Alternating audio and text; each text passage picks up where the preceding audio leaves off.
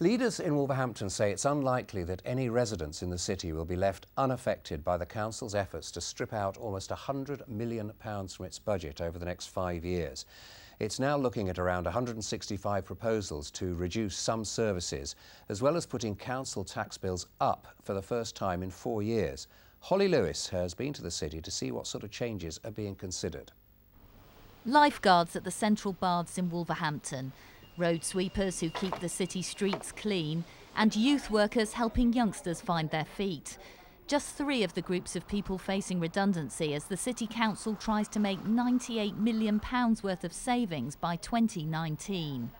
We've been forced into this position because of the incredible reduction in government grants that we have suffered, something like 40% between 2010 and the end of 2015-16. There's been a swimming pool on Bath Avenue since 1847. The current facility is in desperate need of a refurbishment the council can't afford.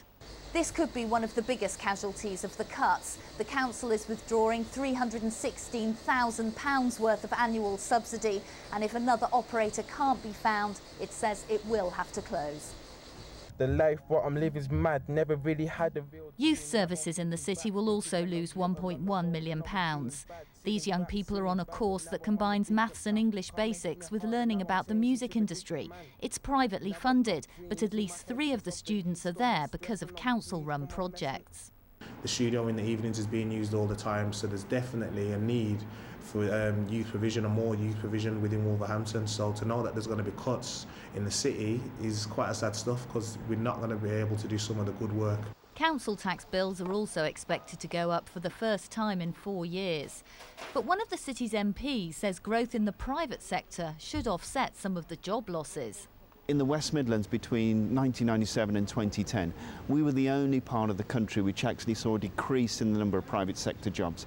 We're going to have to rebalance the economy, and there are some real positives like Jaguar Land Rover, which I think point to a really positive future. The council says the financial crisis isn't their mess, but it's up to them to clear it up, and everyone in the city will feel the impact.